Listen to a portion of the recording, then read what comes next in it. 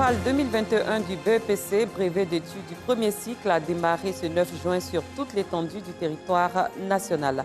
Après des entretiens avec le président de la transition, Assimi Goïta, la CEDEAO a rencontré ce mercredi au Mali le nouveau Premier ministre Choguel Maïga. Ce dernier promet un nouveau gouvernement d'ici dimanche. Bonsoir, bienvenue aux 19h. L'examen oral du brevet d'études du premier cycle BEPC a débuté ce 9 juin dans l'ensemble du pays. 509 609 candidats y prennent part. Parmi eux, 25 060 participent au test d'orientation en seconde. Notre reporter Anissette Conan a sillonné quelques centres d'examen. Voyons son point avec le récit de Joël Gossi. Ce sont des candidats plutôt décontractés que nous rencontrons ce matin devant ces centres de composition de la Riviera Palmeraie et de la Riviera Golf pour les épreuves orales du BEPC. Je suis là pour les épreuves orales.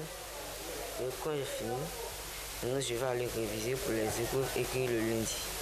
Je suis là pour passer l'épreuve orale que nous connaissons bien l'anglais, archipète. Et puis c'est ma matière préférée, donc je crois que je vais être au top. Concentration oblige, les cours des centres de composition sont vides, les salles refusent du monde. Tous des candidats contours. Je suis un peu stressé parce que je passe ce soir, donc je suis en train de réviser. Pour cette première journée d'oral en anglais, les professeurs jugent satisfaisant les niveaux des élèves. Concernant le niveau, pour les 5 qui sont passés, je peux dire qu'il y a plus de 3 qui ont le niveau. Quand on fait la moyenne, c'est bon. Ce responsable de centre, lui, est ferme sur l'intolérance des... 10 heures, on était à l'école de gendarmerie pour retirer les épreuves. On ne fera pas de cadeau à chaque acteur qui va se rendre coupable de fraude, qui va aider un candidat et autres. En tout cas, je ne pourrai pas le supporter. Je serai obligé de le dénoncer. Ils sont 509 609 candidats sur le territoire, parmi lesquels 25 060 au test d'orientation en seconde. Les épreuves écrites démarreront le lundi 14 juin prochain. Le gouvernement a annoncé une fourniture d'électricité continue pour les ménages en début juillet 2021 et pour les industriels à partir de la mi-juillet 2021.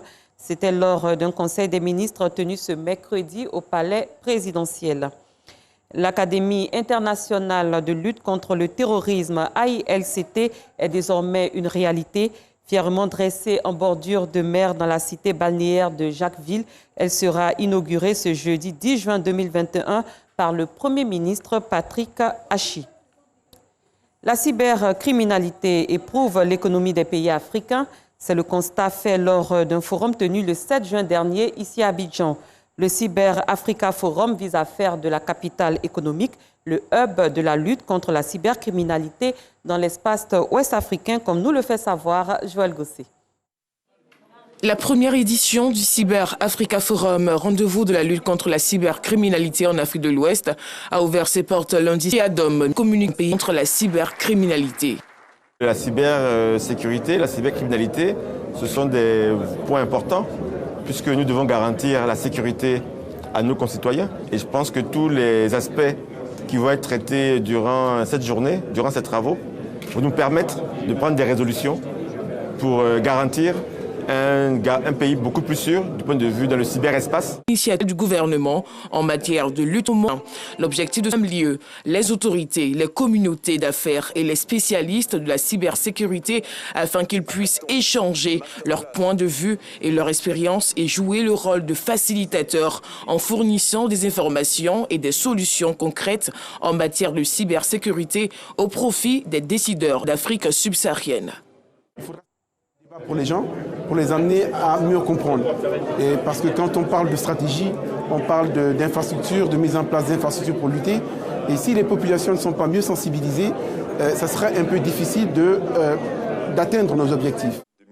Franquier, commissaire général du forum, n'a pas manqué d'exprimer son satisfecit quant à l'organisation de cette première édition. C'était déjà un objectif de sensibilisation. Le second objectif pour nous, c'était également un objectif de proposer des solutions concrètes. Et enfin, il y a également un objectif de structuration de l'écosystème où on souhaite que les personnes puissent se rencontrer pour pouvoir lutter contre la cybercriminalité et avoir encore plus de cybersécurité.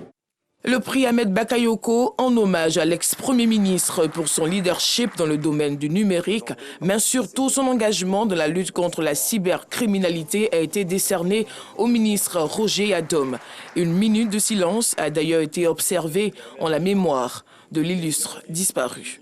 Organisé par la plateforme CyberOps, ce forum, selon Franck Kié, compte s'imposer en Afrique noire francophone.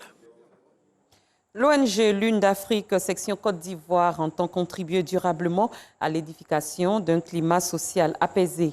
À l'invitation d'une association de ressortissants du Grand Nord à Yakassé, à Tobrou, dans le sud du pays, cette ONG a annoncé sa future caravane dénommée Mieux vivre ensemble. Elle débutera dans l'ouest du pays le 29 juillet et prendra fin le 1er août prochain. Au cœur de ce rendez-vous, des questions de paix et de cohésion dans une région de l'Ouest minée par les dissensions communautaires. Franck Adiou. Yakassé à Tobrou, dans le sud ivoirien. Ici vivent plusieurs communautés allochtones et autochtones. L'harmonie sociale est une préoccupation, notamment pour celles issues du Grand Ouest ivoirien. Et justement, l'Agoya, l'association des ressortissants du Grand Ouest vivant à Yakassé à Tobrou, reçoit l'ONG Lune d'Afrique Côte d'Ivoire. L'organisation amorce ici sa caravane intitulée Mieux vivre ensemble, dédiée à la réconciliation nationale. C'est la réconciliation de chaque famille qui va devenir la réconciliation nationale. Vous avez un rôle important. Prenez conscience de votre rôle et jouez-le pleinement. Parce que la paix en Côte d'Ivoire, la réconciliation que nous chérissons tant, elle commence dans chaque famille, elle commence dans chaque foyer. Occasion pour la présidente de l'Une d'Afrique Côte d'Ivoire, Victorine Yaoyoboué, d'inviter les ressortissants du Grand Ouest à Yakassé à Tobrou de rejoindre cette caravane. Prochaine étape, tout le plus cette région minée par les conflits communautaires, et cela du 29 juillet au 1er août prochain. L'engagement est pris et l'idée soutenue par le président de l'Agoya, Mathieu Digué. Ce thème de cette conférence, le rôle d'une mère dans la réconciliation nationale, nous avons épousé ce thème parce que quand il y a un conflit dans un pays, la première victime, c'est la mère. Si elle est à l'origine de la réconciliation, nous pensons que ça serait une réconciliation sincère et vraie parce qu'elle sait, elle est maîtrise dans sa chair. Et c'est pourquoi nous avons voulu que nos moments de Yakassé, nos moments de Argoya soient à l'origine de cette réconciliation. Parler de réconciliation, une mission citoyenne, l'autorité administrative considère l'action de l'ONG Lune d'Afrique Côte d'Ivoire comme un soutien à l'effort de consolidation de la... J'ai décidé d'aller dans tous les villages. Là-bas, j'ai parlé de paix, de développement. Quelqu'un qui vient aujourd'hui m'aider pour que la réconciliation soit une réalité quotidienne. Et en faveur d'un climat social apaisé, l'engagement est aussi pris par les femmes qui l'ont reconnu. Sans autonomisation, pas de réconciliation. Les pionnières de l'Agoya ont donc reçu des présents et en point d'orgue, hommage a été rendu à la défunte Iredou Colette, figure de proue du vivrier en Côte d'Ivoire, par l'ONG Lune d'Afrique. Rendons-nous dans la commune d'Atekoubé où les femmes ont été honorées. Une action qui s'inscrit dans le cadre de la fête des mères. Plus de 500 mamans ont reçu des vivres et non-vivres d'une valeur de 10 millions de nos francs. Un don d'Antoine Dibi Djama, gagnante dans 63 villages. Nous Sangaré, Alassane Drabou. Ambiance festive à la mairie annexe d'Atekoubé, transformée pour la circonstance en un cadre de célébration de la fête des mères. Ces mères ont reçu des vivres et non de pagnes, de cuvettes, de sacs de riz et de pâtes alimentaires. Pour nous, et je prie Dieu aux donateurs que l'année prochaine soit meilleure. Je suis très contente, on remercie les donateurs. Je vais utiliser cette bouteille à la maison pour préparer, donner à ma famille et tout. Estimé à 10 millions de francs CFA, ce don est une initiative d'un fils du village de Lokodjro, Antoine Dibidjama, coordonnateur du mouvement citoyen Génération Gagnante des 23 villages Atchan. Merci, chère maman, de nous supporter malgré nos caprices. Merci de toujours nous pardonner malgré nos méchancetés. Votre place pour l'harmonie de notre société est primordiale. Sans vous, que serons-nous? Sans vous, les desseins de Dieu pour l'humanité ne peuvent pas s'accomplir. Cette action de solidarité vise à accompagner Maïsan Kofi Noël, représentant le président du mouvement citoyen Génération Gagnante. Génération Gagnante, notamment la section Acha, a initié cette fête-là pour que nous puissions être aux côtés de nos mamans d'Atekoubé. C'est ce que nous demandons, pour que l'ensemble de nos coordinations puissent être aux côtés des populations, parce que le partage, il n'y a rien de tel et c'est ce qui est important. Plus de 450 femmes de la commune d'Atekoubé ont été honorées lors de cette célébration.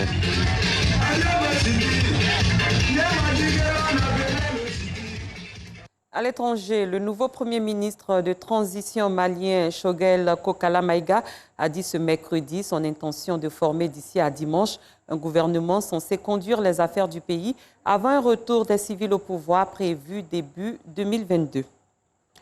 Au moins 9 personnes ont été tuées par les présumés rebelles ougandais des forces démocratiques alliées ADF dimanche dernier dans un village de l'Ituri dans le nord-est de la République démocratique du Congo.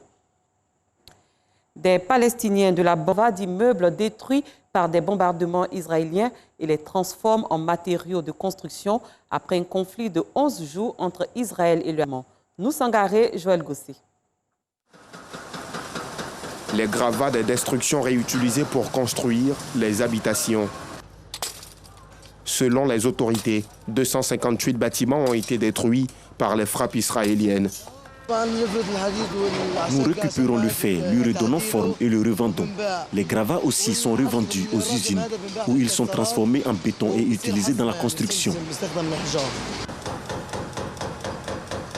Selon l'ONU, plusieurs milliers de personnes sont sans abri dans l'enclave.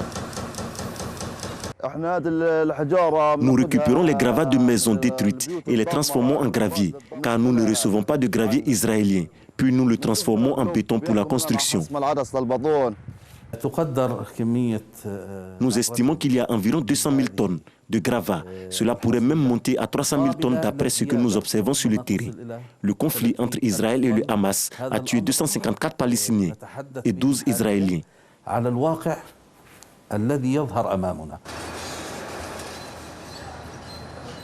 Cette édition est terminée. Merci de votre aimable pour un autre journal.